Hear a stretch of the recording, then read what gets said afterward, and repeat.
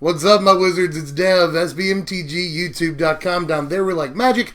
Fairly certain you understand that by now. Well, we got a bunch of Hour of Devastation spoilers today. We got like a couple of these in the dead of the night last night, like 3 more this morning at 10 or 11 o'clock here on the East Coast. And then, just now, at least in my time zone, like 9:30 p.m. EST, we got a bunch more Hour of Devastation spoilers. And I'm glad that I held out until later on in the night because we got like 10 or 15 more just now, so let me go over all of these, and there's a lot to cover and not a whole lot of time. I want to get this video out by midnight, so I'm going to run through some of these. Let's hit it. Starting late last night and into this morning, we got to see 5 cards that a lot of people are super excited about. All everybody wanted, or at least from what I can tell from comments and Reddit and stuff, all anybody wanted was for the gatewatch to get smacked down by Bolas, and that appears to be exactly what's happening. So let me show you 5 cards in which individual planeswalkers are going to get a beat down. This first one is Nissa's defeat right here. Let me translate for you. It's 2 and a green for a sorcery. Destroy target forest, green enchantment, or green planeswalker. If the permanent destroyed this way is a Nissa planeswalker, you draw a card. Now, people are already calling this the worst of the cycle. I'm not 100% sure on that. First of all, this is a Stone Rain for forests in Standard, which is better than almost any other basic land having a Stone Rain that targets specifically it, you know. Right now, people are trying to cast Attune with Ether on turn 1, and a lot of decks play like 7 basic forests or more to accomplish that. Or like, people are playing Traverse the Elven Wall, you know, and oftentimes you'll play that with Delirium, but a lot of people also play to go fish for a land if they need to. That'll take place in the early game. So people are playing a bunch of forests in their deck is all I'm getting at. So the idea that this could hit a forest, not far-fetched at all, and that can really put people behind. Stone Rain is a ridiculous card. Green enchantments, you know, they might print a ridiculous green enchantment, but just in case Crippled Rights takes back off, you know, you got this thing to deal with it. And then every Nissa ever printed, this can also take out, which is important. But, hey, you know, even in Standard, you got like Arlen Cord, the occasional Ajani, this could also take out. So there's other options besides Nissa. But if you do get a Nissa, drawing a card is pretty sweet. Now here's Jace's defeat right here. It's a better gainsay, dare I say. It's 2 mana, 1 and a blue for an instant, counter target blue spell. If it was a Jace Planeswalker spell, scry 2. Well, in Standard, this definitely has like Control, Mirror, Counter War written all over it, so I imagine it'll have a couple of copies in some sideboards, depending on what else is available. Like, I think Negate is just probably a better card, all in all, than this. But in the rare instance that you do counter a Jace Planeswalker, scrying 2 is no joke, especially in a control deck. That's all you want. Here's Liliana's defeat right here. It's just 1 black mana for a sorcery. Destroy target black creature or black planeswalker. If it was a Liliana planeswalker, its controller loses 3 life. Okay, this is my pick for best of the cycle right here, you know, especially I like the fact that this can kill Nicol Bolas. It's Nicol Bolas magic that can kill Nicol Bolas because only Bolas can kill Bolas. But this also, people are talking about this in Legacy, ladies and gentlemen, because this can kill Liliana of the Veil, and a lot of Legacy plans actually, believe it or not, revolve around Liliana of the Veil. This also kills her in modern BT dubs. That might matter. This kills Liliana of the Last Hope, kills Liliana's Death Majesty in Standard, so that's pretty cool. Kills a bunch of important black creatures right down to like Dark Confidant. There's that. It's like a reverse Doomblade. You know, the argument used to be this dies to Doomblade. Now the argument is this dies to Liliana's defeat. So that's hilarious. Oh, and by the way, in Modern you can kill Death's Shadow for just 1 mana now. That's neat. Here's Gideon's defeat. Yippee, right here. It's just 1 white mana for an instant. Exile target white creature that's attacking or blocking. If it was a Gideon Planeswalker, you gain 5 life. Really sweet to have a control on Gideon in this format for just 1 mana, but he does have to be attacking or blocking, like he has to be creature Gideon, can't be Planeswalker Gideon, and that's kind of, like, that's a little fail, but still, it's just 1 mana, it's an instant, and it can take out Gideons, which is going to be pretty darned important, honestly. And finally, here's Chandra's defeat right here. It's just 1 red mana for an instant. Chandra's defeat deals 5 damage to target red creature or red planeswalker. If it was a Chandra planeswalker, you may discard a card. If you do, draw a card. Hitting a Torch of Defiance shouldn't be too tough in this format. She's another one of the best planeswalkers that we're playing in Standard right now, so I think this could probably come in out of the sideboard, and it kills like Glorybringers and stuff too, so card is not entirely dead if they're not playing Chandra. So I could see it in the 75. Just 1 mana for this effect seems pretty good, but this is one of the ones I have my eye on. I'm not sure this is quite good enough for a sideboard slot. It might be, but I'm not quite sure. It depends on how great Chandra is, but I can see Chandra being pretty stupid in this upcoming format, so maybe. one last thing before I move on from talking about this cycle of cards and get into the other stuff from today. I just want to reiterate, yes, the question is, from Standard all the way down to Legacy, are any of these good enough to take away sideboard slots from existing sideboard staples? That is the question. I think that the Liliana one definitely is good enough, even in Eternal formats, to warrant some play in the sideboard. But I think that another important question, putting that question aside, an important thing to consider, just something of note, is that, hey, we have checks and balances now on any Planeswalker that's kind of ever printed. Obviously we can always play these in Modern or Legacy, and we've got them in Standard for a couple of freaking years. So any Planeswalkers that they print from here on out, at least for a while in Standard, there will be checks on. That's pretty nice. Like, I was really worried about how good Gideon would be now that they banned Aetherworks Marvel. Are we just going to go back to a format where it's just whoever can slam their Gideon first wins? Well, maybe not necessarily, because we have this cycle. I think it's going to be pretty important. Now, those were the spoilers that came out mostly this morning, but Wizards waited, 12 hours or so, and they decided to release a whole crop of other spoilers. So let me get into those now. Now, Wizards mostly use these spoilers as an opportunity to tell us what's going to be in this format mechanic-wise, what's returning from Amonkhet and what new mechanics are there for realsies. We finally got to see what Eternalize does. So let me actually show you that first, as a matter of fact. And let me just say that none of us were right about Eternalize.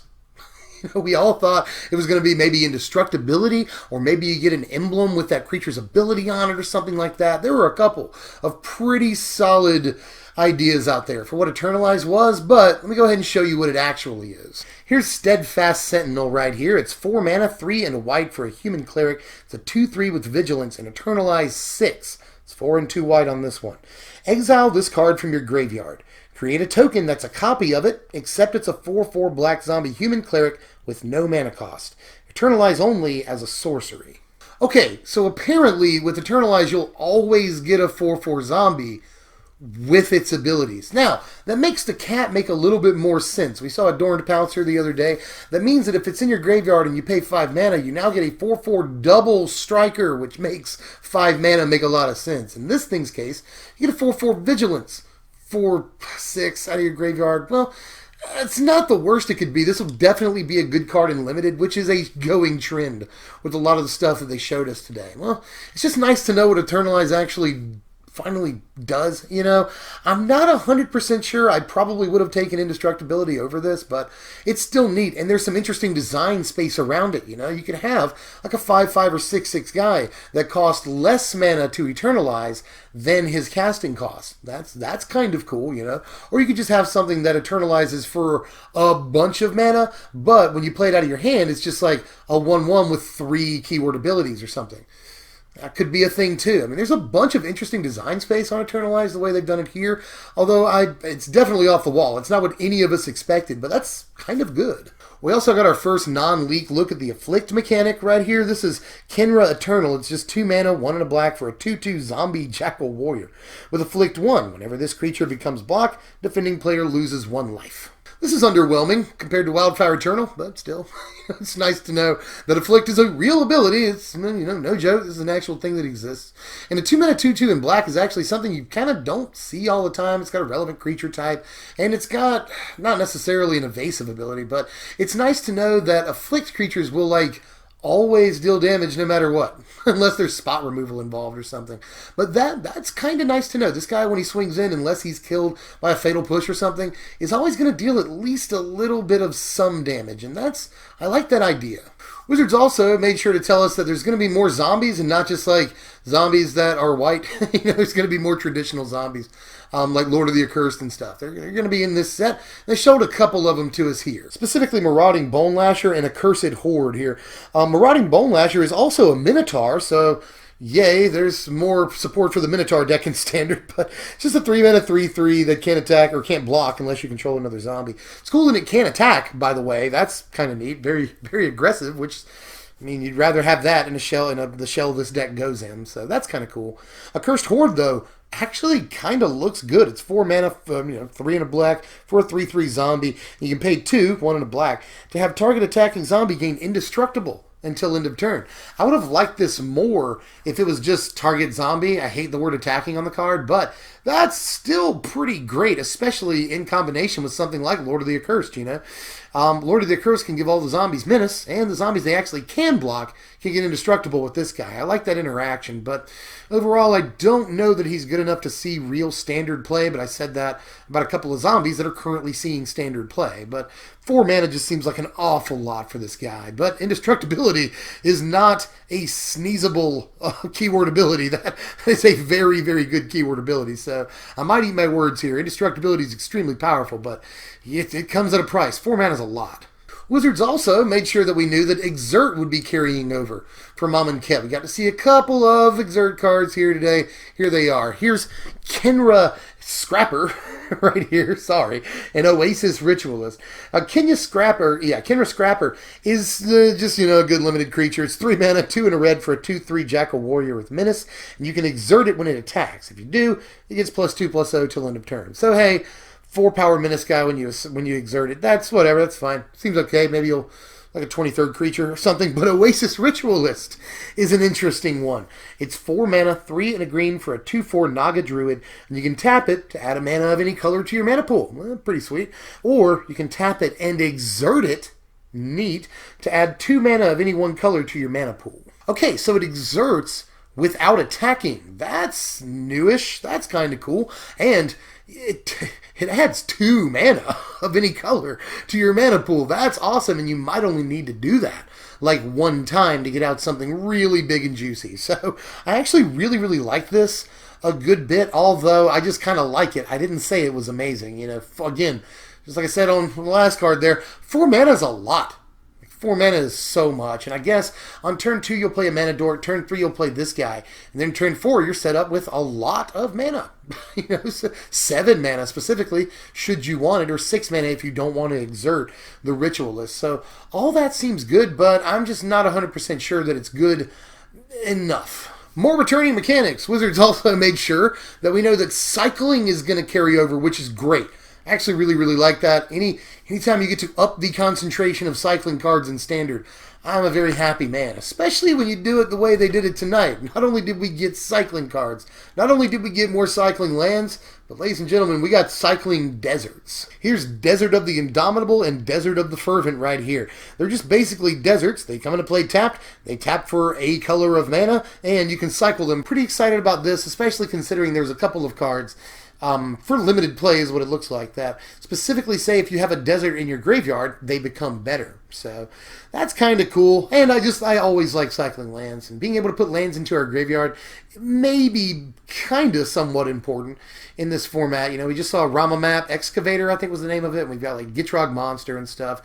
So, we've got some sort of shell forming here. Just I don't expect like Loam in Standard or anything, but that would be dope.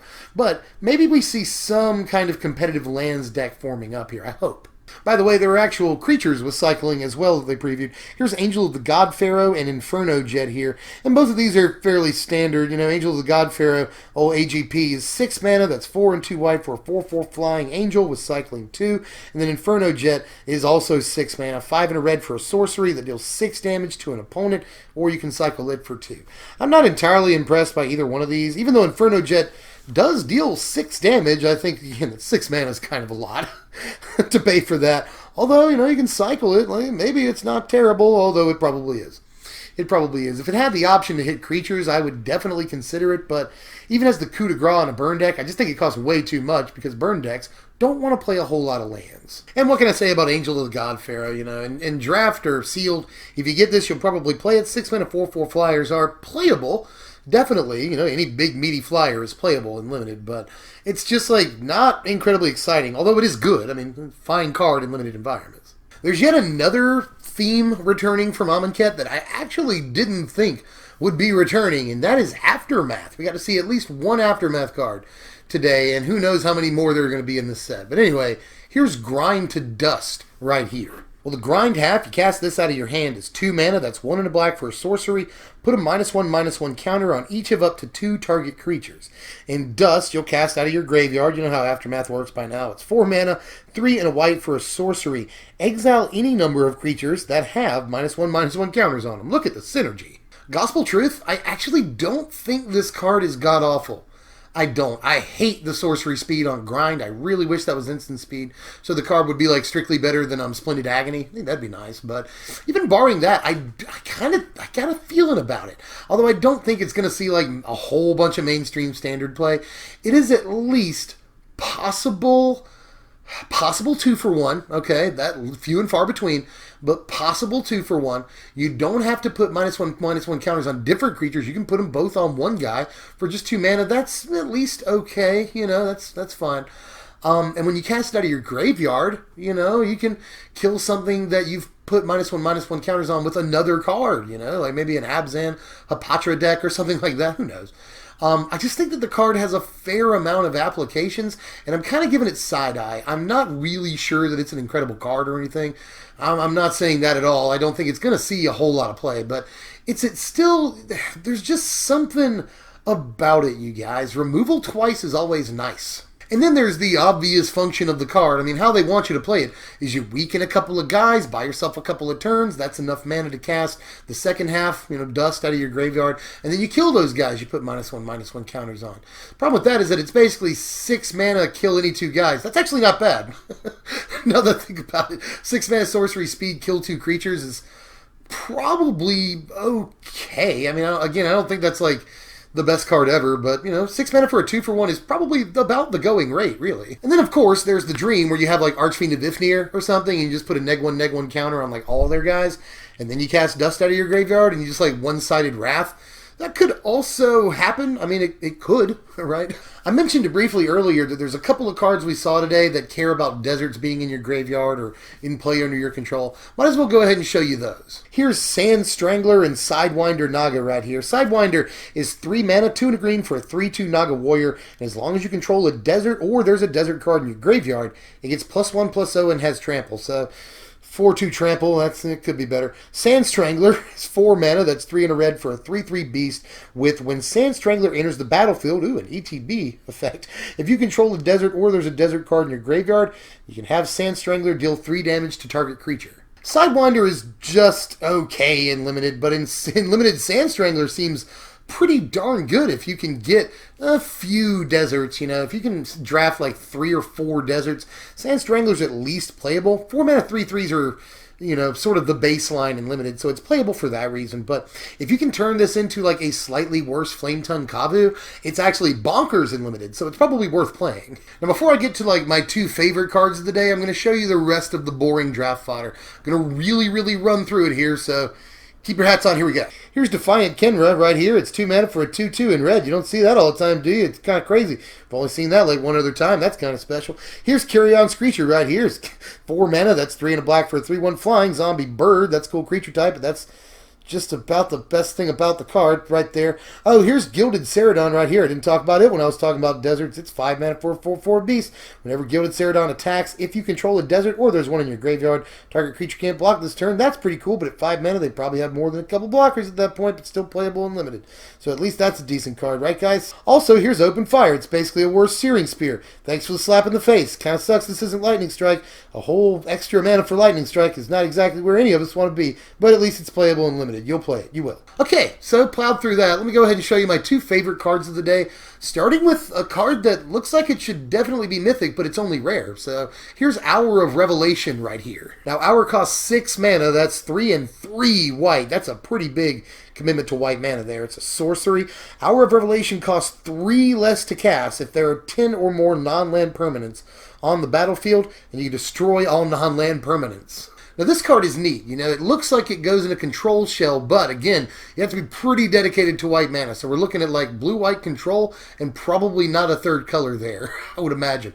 But if you do play it in a control shell, then you're almost never going to cast it for a cheaper cost. You know what I mean? Like, you're not going to have that many non-land permanents on the battlefield. And if they have enough to get this to 10, well, you're probably already dead, or you've had enough turns to get to 6 to actually cast it.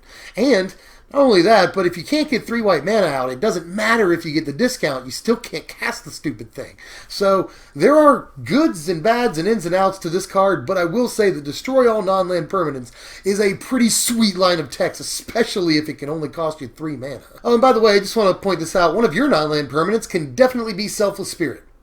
Just want to throw that out.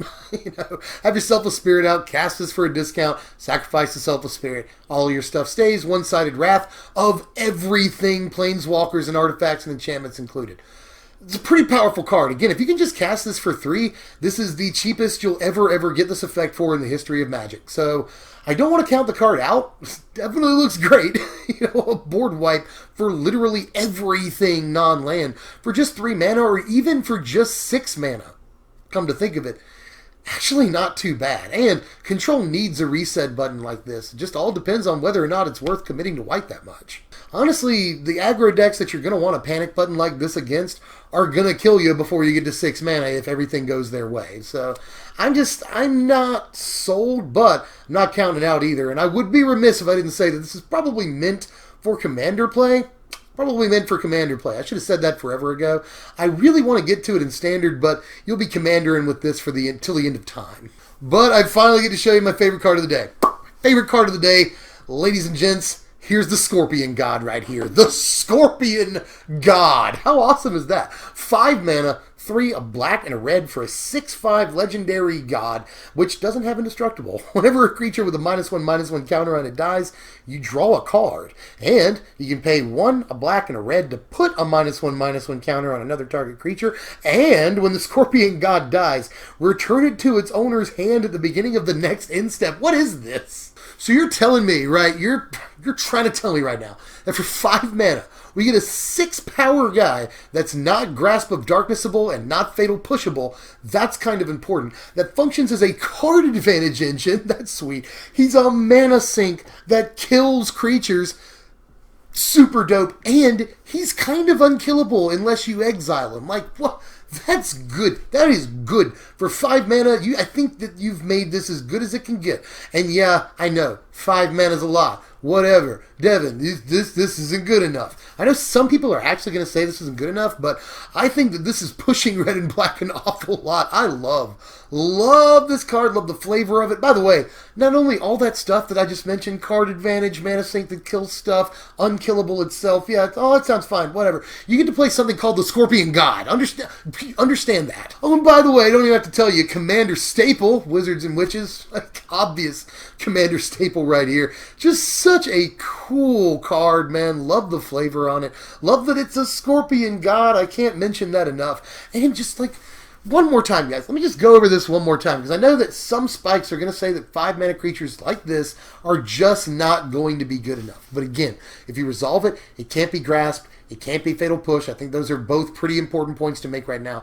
It's got 6 power for 5 mana. That's at least on par. It's on curve. That's not bad at all. It's a card advantage engine that facilitates itself. It synergizes with itself. You pump mana into it, you kill guys, you draw cards. And if they manage to kill it with anything that doesn't exile it, it'll just come back to your hand. It's really, really hard to get rid of. Like, there are 3 relatively spiky abilities on this card, you guys. So, I'm just saying, I know 5 mana is a lot, whatever. And I know that we got stuff that exiles in this format, but not everybody's playing Anguished Unmaking, you know? Not everybody's playing Declaration in Stone. So I just think this card is actually worth looking at. I'm going to start playtesting with this card too. Sweet, because I'm super excited about it. I really want this card to be real, you guys. I do. I want it to be a thing. But anywho, that is actually all of the spoilers from today. This was I've been recording for a while, so I hope this video doesn't end up being 30 minutes. But if you did actually make it to the end with me, thanks. I commend you. Watch time is actually probably the most important thing to the algorithm. So if you're here till the end, that means a lot to me. You're helping the channel an awful lot. So thanks a lot for that. And if you did enjoy the content, feel free to like it, hit that thumbs up button. That helps too. Comment down below. Let me know how you felt about all these cards. If I missed something, an interaction or something that's currently in Standard, want to know about that too. You know, like when I previewed Felidar Guardian, I was like, oh, this card seems okay. You can like flicker stuff with it and stuff. That seems cool with like all these cards. But I didn't catch the Saheeli Rai thing, and I hadn't like read about it yet. So I get my comment section. Everyone's like, dude, you didn't talk about the thing that's going to ruin Standard. And it did ruin Standard. So if you see anything like that I missed here, please feel free to tell me. I'm always interested. And of course, if you want to follow us on Twitter, you can do that. We have a Twitter. It's SBMTG Dev, or you can support us on Patreon if you feel inclined. mine, that would be awesome, at patreon.com/SBMTG. And I'm pretty sure that's all I've got to say for today, but there's probably going to be some more news tomorrow, so stick with me and just keep refreshing the channel if you're not getting notifications, because I've gotten people tell me that they've hit the bell, they subscribed, and they're not getting notifications. So just keep refreshing the channel, and I will have more news for you at some point tomorrow, guys. In any case, as usual, I'm Deb from SBMTG. Thanks for watching, my wizards.